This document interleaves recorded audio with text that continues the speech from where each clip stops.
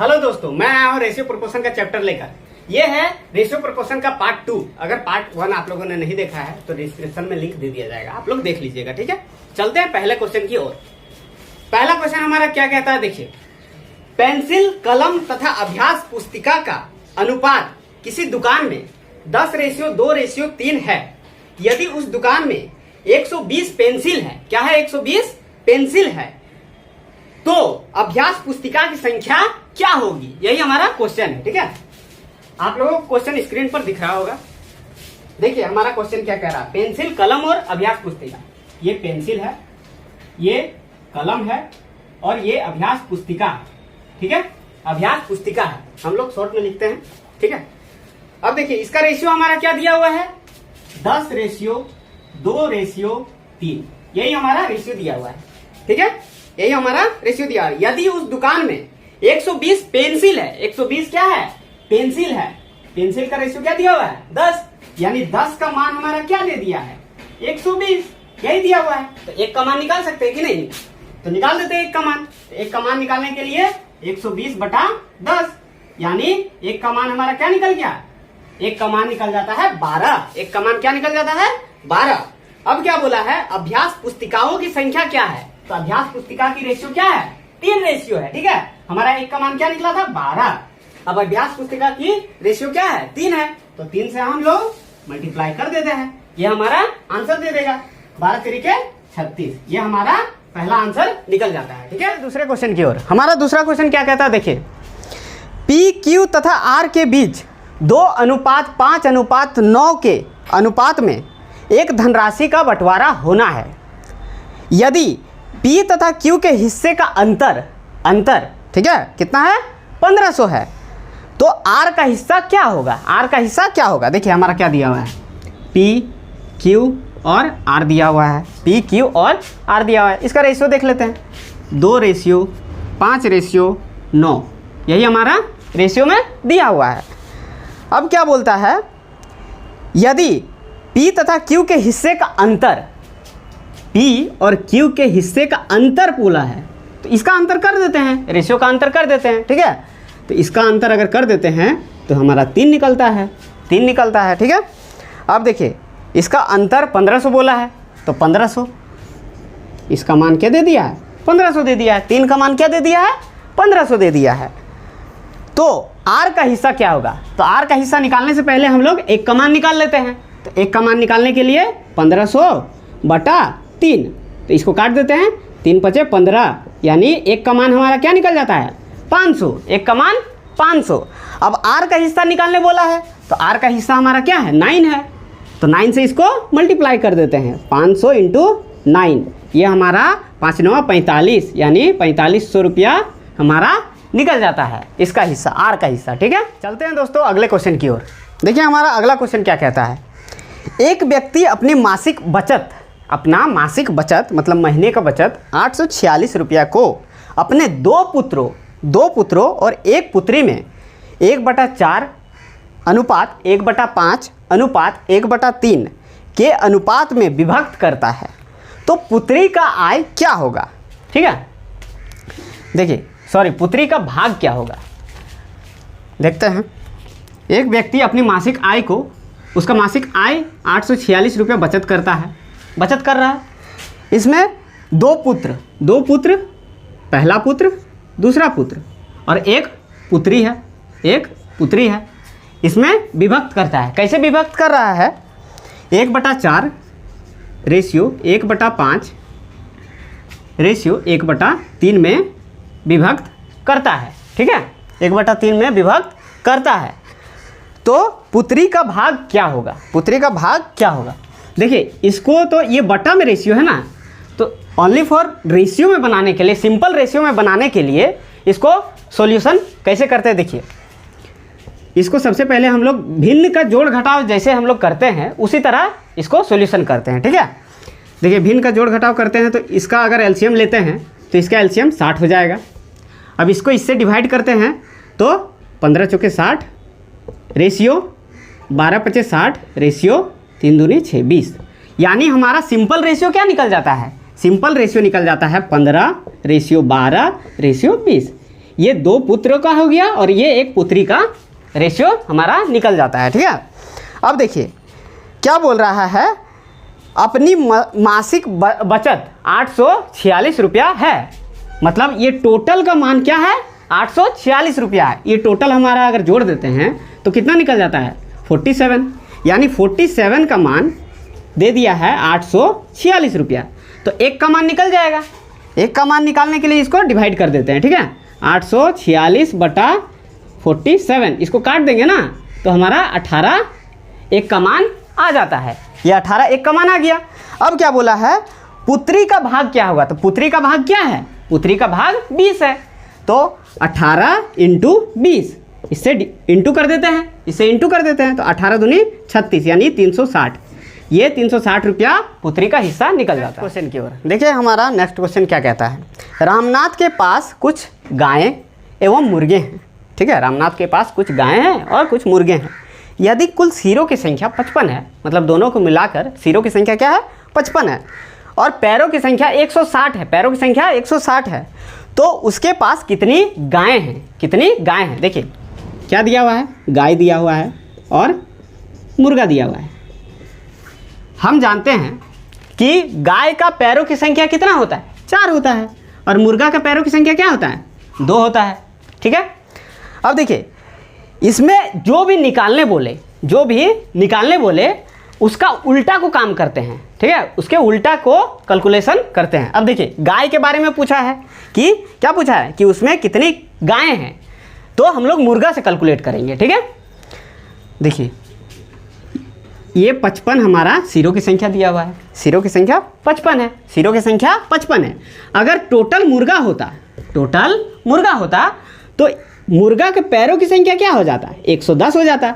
और हमारा पैरों की संख्या दिया कितना है, 160 दिया है। पैरों की संख्या क्या दिया है, 160 दिया है, और इसमें निकलता कितना है पैरों की संख्या, 110। इससे अगर माइनस करते हैं तो हमारा 50 एक्स्ट्रा पैर निकलता है, 50 एक्स्ट्रा पैर निकलता है। ठीक है, अब देखिए तो उसमें उसके पास कितनी गायें हैं, गाय पूछा है ना, तो मुर्गा का पैरों की संख्या क्या है, बोले ना उल्टा कैलकुलेट होता है, तो पैरों की संख्या इसका 2 है, इसीलिए इससे 2 से डिवाइड करते हैं। यानी 50 को 2 से अगर डिवाइड करते हैं तो ये हमारा 25 गायों की संख्या निकल जाता है। ये गायों की संख्या हमारा निकल जाता है। क्वेश्चन क्या कहता है, यदि 5 आम तथा 4 संतरों का मूल्य वही है जो 3 आम 7 संतरों का, ठीक है, तो 1 आम और 1 संतरा का मूल्य अनुपात में ज्ञात करना है हम लोग को।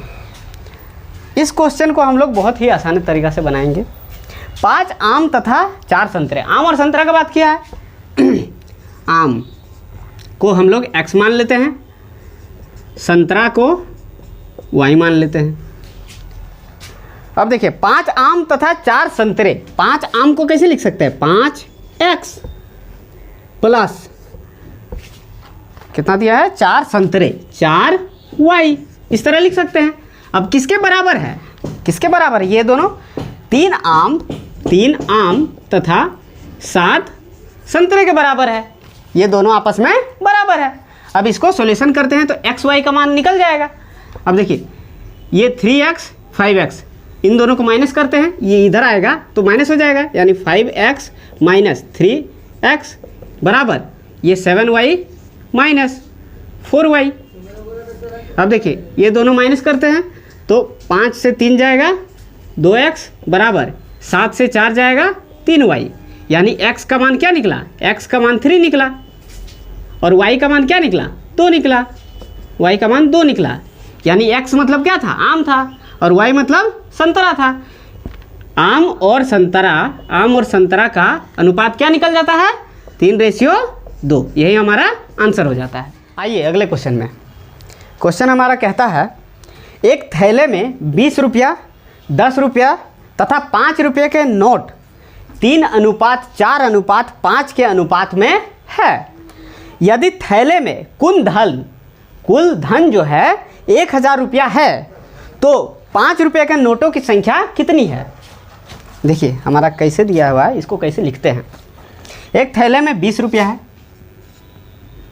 20 रुपया, 10 रुपया और 5 रुपया। एक थैले में ये सब सिक्का है। अब देखिए नोट बोलिए चाहे सिक्का बोलिए, 3:4:5 के अनुपात में है, ये 3 अनुपात में है, ये 4 अनुपात में है और ये 5 अनुपात में है।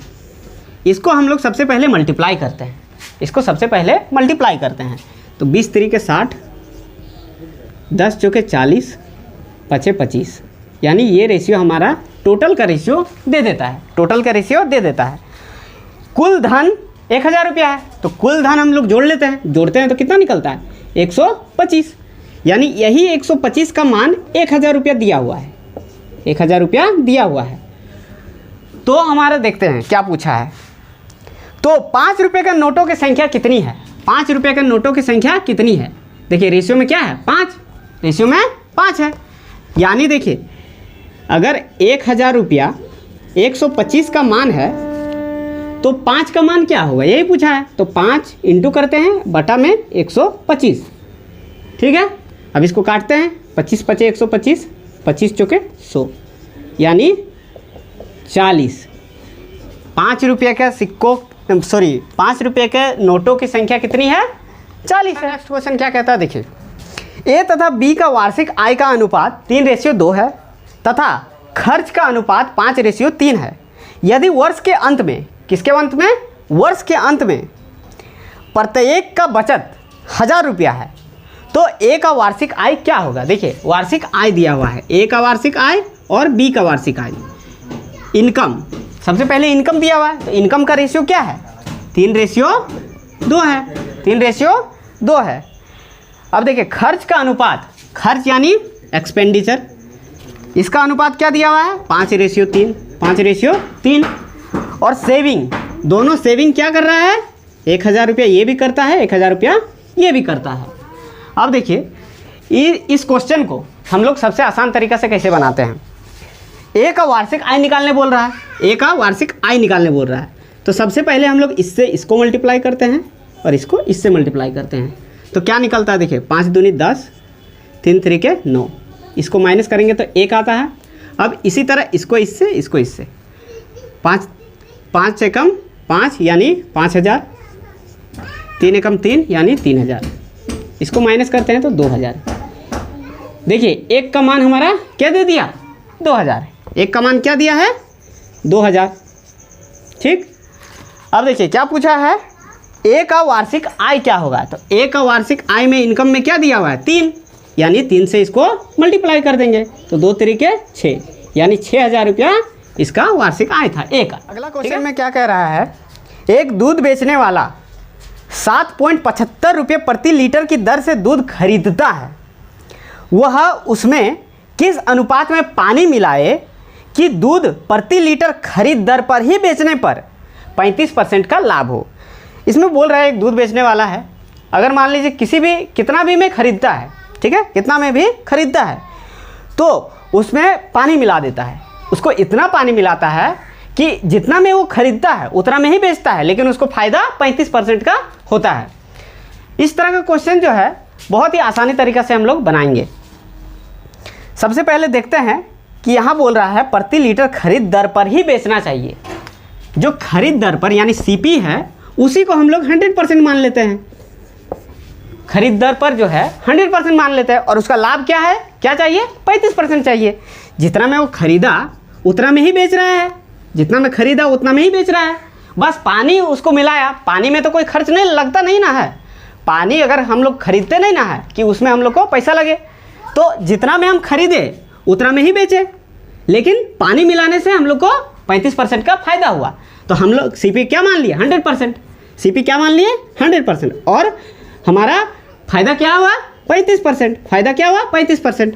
अब इसको अनुपात में निकालना है तो अनुपात में इसको काट देते हैं, 5 7 35, 5 20 100, यानी 20:7 का अनुपात में हमारा आंसर निकल जाता है। आते हैं हम अगले क्वेश्चन में। हमारा क्वेश्चन क्या कहता है देखिए, सोने एवं तांबे के 2 मिश्रण है ए तथा बी।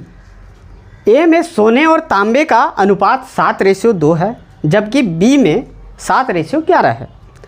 यदि ए तथा बी का समान मात्राओं में मिला जाए, किस मात्रा में, समान मात्राओं में मिलाकर धातु तीसरा सी बनाया जाता है, तो सी में सोने और तांबे का अनुपात क्या होगा। देखिए सबसे पहले क्या है, ए है और बी है, इन दोनों में सोना और चांदी है, सोना है, सॉरी चांदी नहीं, सोना और तांबा है, सोना और तांबा है, इसमें भी सोना तथा तांबा है। ठीक है, सोना और तांबा, इन दोनों में है सोना और तांबा। इन दोनों का रेशियो क्या है? ए का रेशियो है 7:2, बी का रेशियो क्या है 7:11, 7:11। ठीक, अब देखिए क्या बोला है, ए तथा बी को समान मात्राओं में मिलाया जाता है। समान मात्राओं में मिलाने के लिए सबसे पहले हम लोग क्या करते हैं, इसको देखते हैं रेशियो, टोटल रेशियो क्या है 9 है, टोटल रेशियो क्या है 9 है। अब इसका टोटल रेशियो देखते हैं 18 है। अब देखिए सोना का भाग क्या है, सोना का भाग क्या है, तो सोना का भाग निकालने के लिए 7/9, टोटल 9, टोटल जो है नीचे आ जाता है, यानी सोना का भाग क्या हो गया 7/9। अब तांबा का भाग क्या हो जाता है 2/9, टोटल नीचे आता है। इसी तरह बी में सोना का भाग क्या है 7/18 और तांबा का भाग क्या है 11/18। ठीक है, अब देखिए क्या बोला, समान मात्राओं में दोनों को मिलाया जाता है, दोनों को मिलाया जाता है, यानी सोना के साथ मिलाएंगे और चांदी को तांबा को तांबा के साथ मिलाएंगे, यानी 7/9 प्लस 7/18, ये हो गया हमारा, क्या हो गया सोना। अब तांबा को देखें तो तांबा क्या है 2/9 प्लस 11/18, ये हो गया तांबा और ये हो गया सोना। ठीक है, अब देखिए इसको हम रेशियो में निकालते हैं। सबसे पहले तो रेशियो में निकालने के लिए भिन्न का जोड़ करते हैं। 9 और 18 का एलसीएम 18 ही होगा, 9 दूनी 18, 2 सते 14 प्लस 7। और रेशियो में करते हैं तो इसको करते हैं तो 18, 9 दूनी 18 यानी 2 दूनी 4 प्लस 11, यानी इसका क्या निकल जाता है 21/18, रेशियो 15/18। हमारा रेशियो क्या निकल गया 21 और 15, इसको काट देते हैं तो 3 सते 21, 3 पचे 15, यही हमारा इसका आंसर। दोस्तों हमारा रेशियो प्रोपोर्शन का चैप्टर यहीं समाप्त होता है। नया चैप्टर हम लोग बहुत जल्द ही लाएंगे। अगर आप लोग को ये वीडियो पसंद आया हो तो लाइक करें, सब्सक्राइब करें और शेयर करें। Thank you.